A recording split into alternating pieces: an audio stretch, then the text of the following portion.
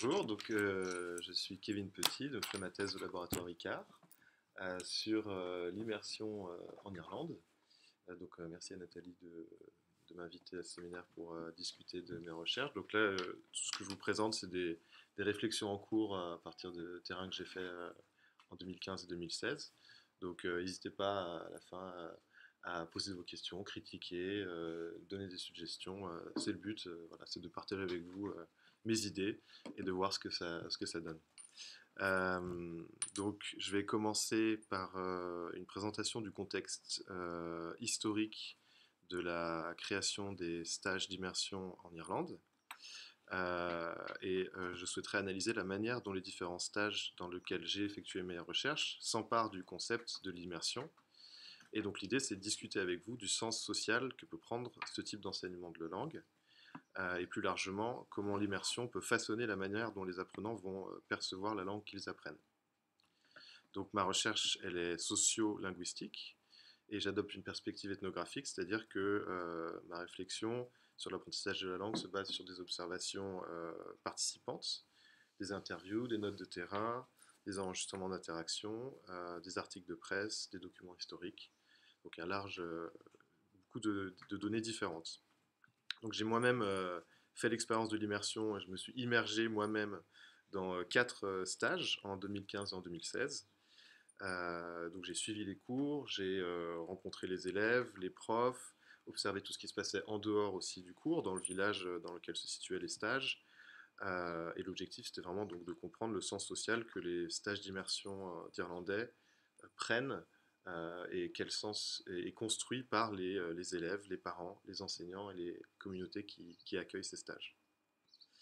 Donc, pour bien comprendre, ce n'est pas une situation très facile en Irlande, je pense que le plus simple, c'est de partir d'une approche historique. Donc, dernièrement, je me suis penché sur des articles de presse du début du XXe siècle qui, justement, présentent ce projet qui était nouveau au début du XXe siècle en Irlande, ce projet d'enseignement en immersion. Notre histoire, elle commence en 1901 dans le journal An Clare of Solus, donc c'est de l'irlandais. C'est un journal d'une organisation culturelle qui s'appelle The Gaelic League et qui est une organisation très importante dans la valorisation de la langue à cette époque-là, qui avait pour but de vraiment de revaloriser, revitaliser la langue irlandaise. Donc dans un article de cette revue le 16 juin 1901, donc l'auteur propose de mettre en place des écoles d'été, un concept qui apparemment aurait été développé sur le continent. Et lui, il veut emmener ce concept de l'école d'été en Irlande pour enseigner la langue.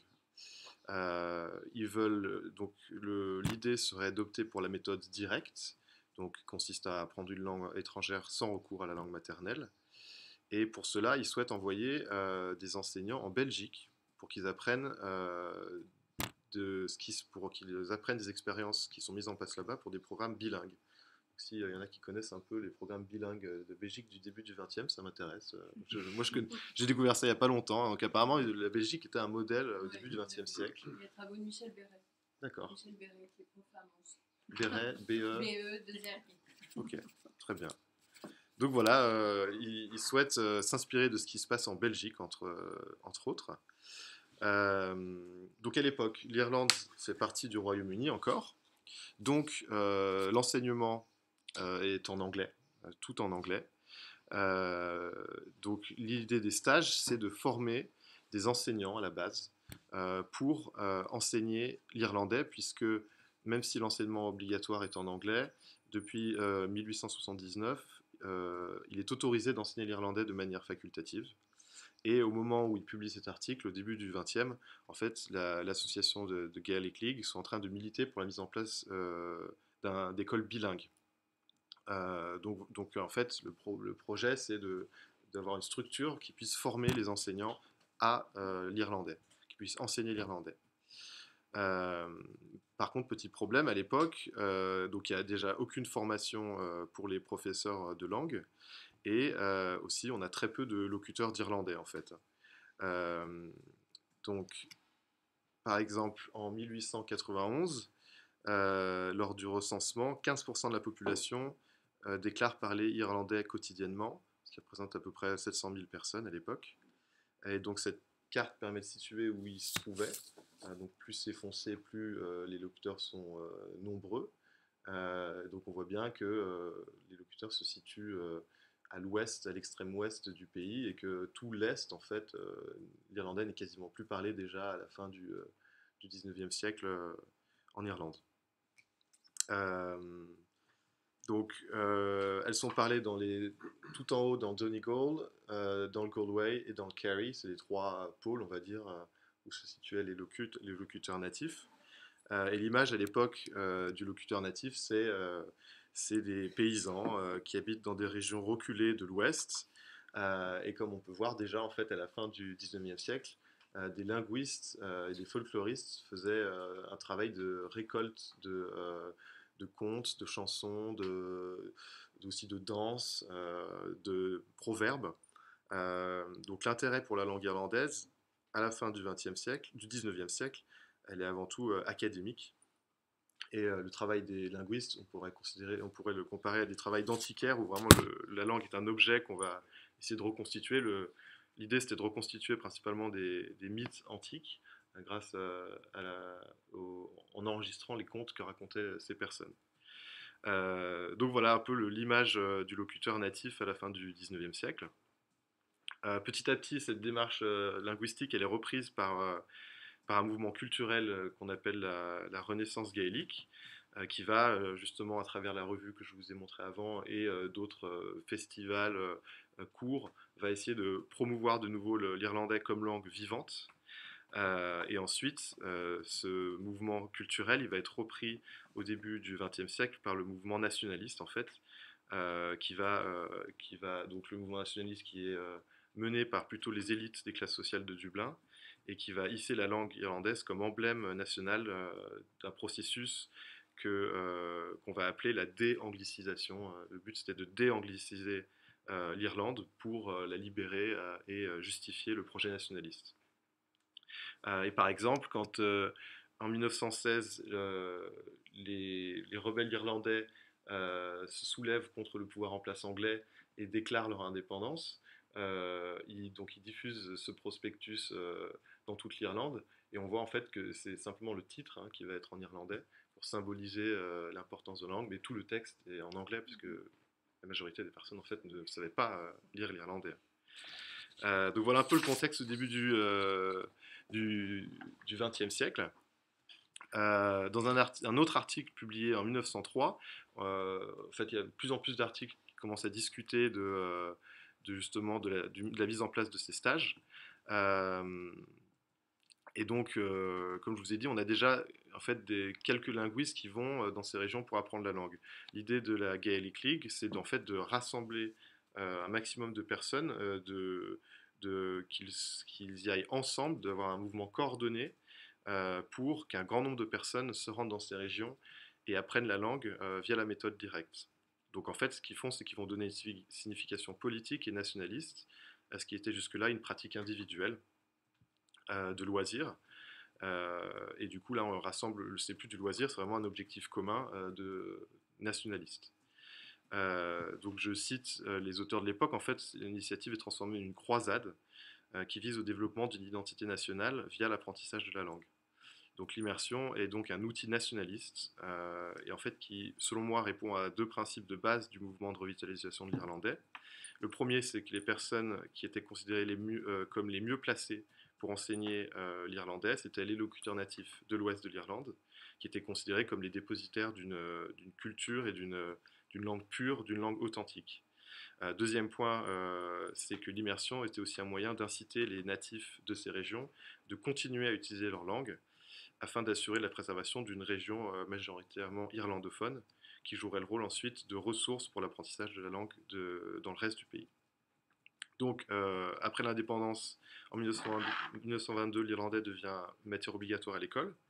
Et ces stages d'immersion vont petit à petit accueillir des enfants qui, du coup, vont apprendre l'anglais à l'école et vont devoir passer des examens oraux pour obtenir l'équivalent du bac. Donc, du coup, ces stages ne vont plus accueillir les profs, mais les élèves.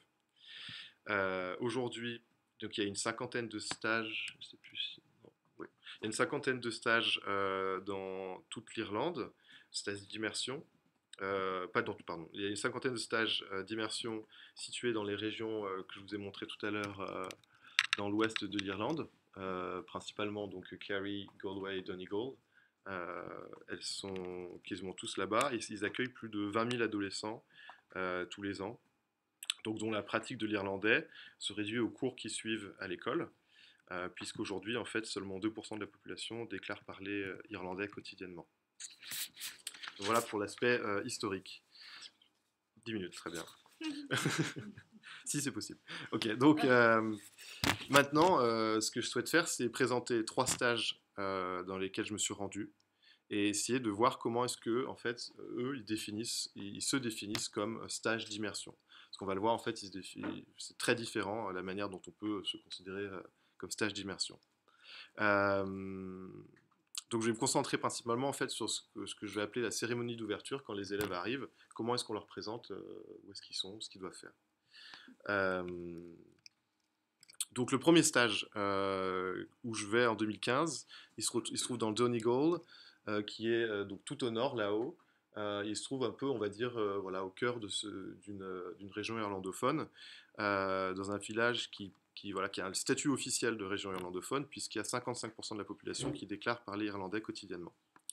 Lors de ma visite en 2015, donc il y a une trentaine d'élèves âgés de 14 à 17 ans qui viennent de toute l'Irlande, mais principalement de Dublin, pour apprendre la langue. Donc pendant les 3 semaines de stage, ils sont logés chez l'habitant, et les familles qui les accueillent sont censées leur parler irlandais tout le temps. Les matinées sont consacrées à des cours, et les après-midi à des activités sportives, musicales, culturelles, toujours en irlandais, pour fournir une expérience d'immersion totale. Donc je cite le directeur du camp. Donc afin que l'immersion soit vraiment totale, donc les élèves ont interdiction de parler anglais, sous peine de se faire renvoyer chez eux sans se faire rembourser les frais du stage. Donc là, on a un extrait du règlement intérieur. Et du coup, ce qui est intéressant, c'est d'observer que l'obligation de parler irlandais tout le temps est le premier point d'une liste qui énumère un tas de restrictions qui concernent la sécurité des enfants, telles que l'interdiction de consommer de l'alcool, l'interdiction de monter dans la voiture d'un inconnu, ou encore l'interdiction de nager sans supervision. Donc en incluant une règle sur la langue dans une liste comme celle-là, ne pas parler irlandais, c'est-à-dire parler anglais, est assimilé à un comportement inacceptable et un comportement qui peut mettre en péril l'ordre social de la communauté dans laquelle ils sont. Donc lors du premier jour du stage, les élèves sont réunis pour une réunion de bienvenue et le directeur du camp parle en irlandais tout le temps pour expliquer comment va se passer le stage. Il y a quelques informations qui sont traduites en anglais puisqu'en fait les élèves n'ont pas le niveau pour comprendre ce qu'il dit, hein. Et les filles, il y a un groupe de filles qui quelques jours plus tard me voient qu'elles n'avaient rien compris à ce que le directeur avait dit. Donc 2 extraits du speech de bienvenue. Donc ici, donc, je vous les mets en anglais, enfin je vous les mets dans la langue dans laquelle ils ont été dites, mais je vais vous traduire. Donc premier extrait, il y a une tentation de prendre l'option de facilité pour communiquer. Est-ce que je peux avoir la balle? On va au magasin, tu veux danser avec moi? Mais vous devez résister à la facilité de communication. C'est absolument crucial. Si vous signez le contrat, vous réussirez. Donc on peut voir que là, l'anglais est associé à la fainéantise, l'échec et même à un péché, hein, alors que l'irlandais est présenté comme la voie du succès. Après cela, il mentionne un contrat moral qui, quelques minutes plus tard, va être symboliquement signé par les élèves lorsque le directeur va leur demander de répéter à haute voix Esfer Gwalga Brishton Berle Clichte, qui signifie en irlandais un irlandais approximatif vaut mieux qu'un anglais parfait. Donc en fait, on a une hiérarchisation des deux langues, déjà une séparation des deux langues. On a l'irlandais d'un côté et l'anglais de l'autre, avec l'irlandais qui est mieux que l'anglais. Et on a aussi en fait le refus un refus de la possibilité de l'alternance de code. On ne peut pas mélanger, c'est interdit de mélanger les deux langues. Soit on parle irlandais pas très bien, soit anglais parfait, mais on ne peut pas mélanger les deux, quoi. Donc tout le long du stage, les profs vont continuellement reprendre les élèves pour qu'ils parlent irlandais, malgré le fait qu'en fait ils n'ont pas le niveau pour discuter entre eux dans la cour de récréation, par exemple en irlandais. Euh, donc l'idée c'est de maintenir une atmosphère monolingue irlandaise, mais en fait l'anglais est bien présent, donc les élèves ils chuchotent en irlandais, dès que le prof a le dos tourné, il parle en anglais. Et les profs eux-mêmes sont obligés d'utiliser l'anglais de toute manière pour se faire comprendre. Voilà pour le premier stage. Deuxième stage se trouve à Galway et je peux avoir si je peux voir la souris. Et il se trouve en fait, la particularité c'est qu'il se trouve ici. Il se trouve à la frontière entre guillemets entre la zone officielle irlandophone et la zone non irlandophone. Donc ça lui donne un statut un peu particulier. Il y a à peu près 21% de la population qui déclare parler irlandais quotidiennement. Et la proximité avec la grande ville de Galway fait que en fait, la plupart des gens ne savent pas que c'est considéré comme une région irlandophone. C'est même à leur désavantage, me dit le directeur du stage, parce qu'en fait, ils sont presque l'objet de railleries en disant mais c'est pas possible, vous ne pouvez pas être une région irlandophone, il n'y a personne qui parle irlandais là-bas. Donc voilà, situation très différente du camp d'avant. Le stage est organisé par une association, l'association de la Gaelic League que je mentionnais un peu plus tôt, et le cours est à destination cette fois-ci des enfants du village. Qui du coup rentrent chez eux après le stage et ne restent pas chez les familles locales. Le prix est dérisoire, c'est à peu près 70 € pour le stage, comparé au stage d'avant qui était à 900 €. Donc pas de bénéfice hein, pour le but associatif. Donc du coup à leur arrivée, 36 élèves qui ont entre 9 et 13 ans, donc ils sont un peu plus jeunes que le stage d'avant. Quand ils arrivent, ils sont accueillis par une surveillante qui leur dit bonjour en anglais, mais qui en fait très rapidement leur demande en anglais est-ce que vous comprenez ce que je dis, avant de rajouter qu'en fait c'est pas du tout un problème s'ils ne comprennent pas, qu'il suffit de lever la main et de lui demander pour qu'elle traduise. Elle explique que le plus important c'est d'essayer et voilà deux extraits un peu pareil de ce moment d'accueil. Elle leur dit même si vous avez deux mots, utilisez-les. Et ensuite elle leur dit vous devez essayer de parler irlandais aussi dehors, juste quelques mots dans chaque phrase. On ne vous demande pas de parler couramment, on vous demande juste de faire quelques efforts, ok? C'est super important pour nous. Et j'ai mis en gras, en fait, dans l'extrait en anglais, elle utilise elle-même de l'irlandais et elle procède à l'alternance de code. En fait, au moment où elle leur dit qu'ils peuvent mélanger anglais et irlandais, elle le fait elle-même pour montrer qu'il n'y a pas de souci, c'est tout à fait acceptable. Euh, donc pas d'interdiction formelle de parler anglais. Les élèves sont plutôt invités à parler irlandais. À la fin de chaque journée, il y a des prix décernés à celui qui a le mieux essayé. Aussi, c'est marrant. Aussi, donc l'alternance de code, comme on voit, est tout à fait acceptable. Hein. Moi-même, à un moment, je me baladais dans la cour et je voyais un prof parler en irlandais à un élève qui répondait en anglais. Et, il n'y avait pas de malaise, quoi, il n'y avait pas de souci. Donc, alternance de code, mais aussi conversation bilingue, on va dire. Pas de souci, on parle en anglais si on veut. Donc voilà, il n'y a pas de séparation claire entre d'un côté l'anglais et d'un côté l'irlandais, ça se mélange un peu. Dernier stage, qui se situe lui toujours dans le Donegal, mais plutôt dans la partie vert clair au sud là. Donc cette fois-ci un cours pour adultes que j'ai suivi.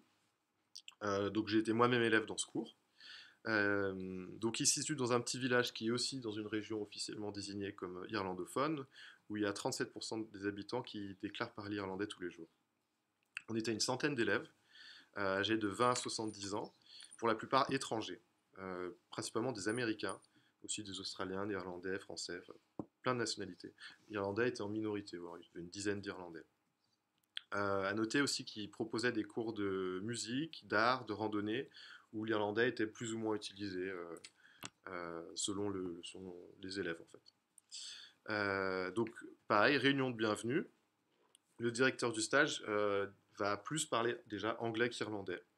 Il n'explicite aucune règle concernant la langue, malgré le fait que dans cette présentation, il définit ce stage dans lequel on est comme une immersion totale intensive.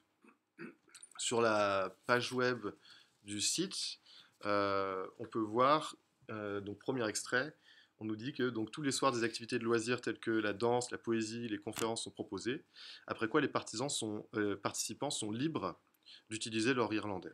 Voilà, donc vraiment il n'y a aucune contrainte. On peut ne pas parler irlandais du tout si on veut. En cours d'ailleurs mon prof utilisait plus d'anglais qu'irlandais par exemple. Un des rares élèves irlandais que j'ai rencontré là-bas m'explique que lors de son premier cours, son prof leur dit Mistakes are good, donc les fautes c'est bien, pas de souci. Ce qui lui a fait un choc, dans le bon sens du terme, car lui, son expérience à l'école ressemblait plutôt à la deuxième citation. Il dit J'avais l'impression qu'on me disait comment ça se fait que tu fais des erreurs de grammaire, tu es une honte pour ton pays. Donc, il m'explique qu'à l'école, il y avait vraiment l'impression qu'on instillait chez les élèves un sentiment de culpabilité de ne pas parler irlandais, alors qu'ici, à l'opposé, on pouvait parler anglais sans problème. Donc, à partir de tout ça, je me demande en fait qu'est-ce que c'est l'immersion. Euh, donc, dans le résumé que j'avais donné pour cette présentation, je citais Laurent Gageot, qui fait remarquer qu'en immersion, le traitement de la L1 relèvera autant d'un idéal didactique que d'une idéologie sociopolitique, les deux pouvant se combiner et se traduire dans des pratiques de classe. Euh, donc les 3 stages que j'ai présentés ici se décrivent comme des expériences d'immersion totale. Mais on a vu, ils ont chacun leurs règles, ils définissent chacun ce que c'est l'immersion. Donc une auteure qui m'a un peu aidé à mettre au clair tout ça, c'est Catherine Woolard, qui travaille sur la situation du catalan. Elle fournit un peu des outils d'analyse pour comprendre les situations des langues minoritaires. Donc elle a identifié 2 idéologies langagières contrastées, mais qui dominent pour elle, selon elle, le monde occidental. La première, c'est l'idéologie de l'authenticité, selon laquelle la variété d'une langue est ancrée dans une communauté de locuteurs et est l'expression de l'essence même de la nature de cette communauté. À l'opposé, on a l'idéologie de l'anonymat, selon laquelle une langue est un moyen de communication n'appartenant à personne et disponible à tous. Dernier point, je viendrai tout à l'heure. Si on revient au projet de base des stages d'immersion au début du XXe siècle, on voit qu'il s'inscrivait pleinement dans l'idéologie de l'authenticité, puisqu'il fallait envoyer des apprenants à l'ouest pour apprendre l'irlandais authentique des paysans qui habitaient là-bas. On a vu aussi que le deuxième rôle des stages était de préserver l'irlandais dans ces régions.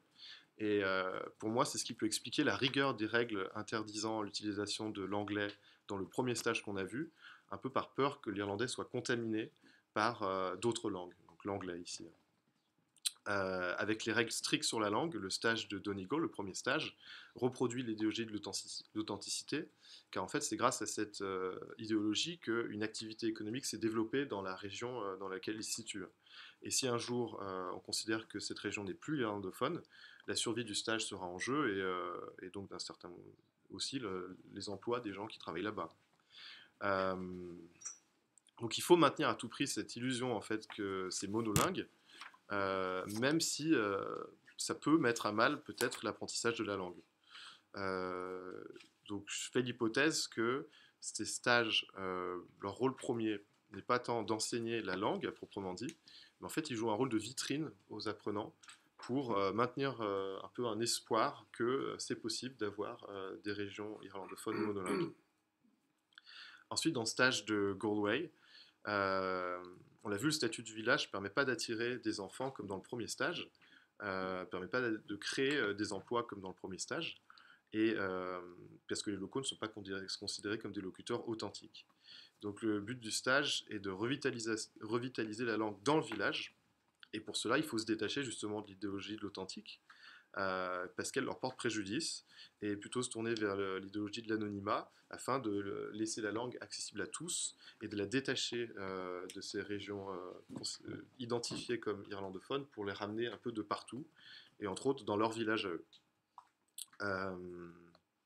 Donc ça, pour moi, ça peut expliquer justement cette plus grande souplesse qu'on pourra au premier stage, où on va essayer de détacher la langue de toute cette idéologie de l'authentique. Enfin, le stage pour adultes, pour moi, embrasse complètement l'idéologie de l'anonymat.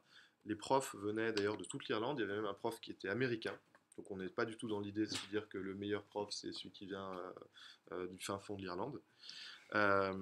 Et les pratiques langagières, on l'a vu, étaient complètement libres. Si on voulait ne pas parler irlandais, on pouvait ne pas parler irlandais. En fait, le projet n'est pas de revitaliser la langue irlandaise là-bas. Le directeur m'explique que dans les années 80, c'était le but, mais qu'ils ont eu l'impression d'être arrivés trop tard, donc ils ont changé un peu de style d'enseignement. Donc le but, c'est de faire découvrir la langue comme on découvrirait un instrument de musique ou la danse ou la randonnée. Donc ça devient un plaisir en soi et on apprend pour apprendre. Donc la langue arrête d'être un index d'une identité locale ou nationale, mais à mon sens, elle indexe plutôt une identité cosmopolite, multilingue, détachée de revendications politiques. Ces personnes qui décident d'apprendre l'irlandais, en fait, ils savent pertinemment, ils acceptent complètement qu'ils ne vont jamais l'utiliser quotidiennement. Donc c'est pour ça que je pense qu'on se rapproche de ce que Monica Heller appelle la commodification de la langue, c'est-à-dire que la langue comme marchandise, voilà, comme une activité qu'on va faire l'été comme ça par plaisir. Et voilà, la référence.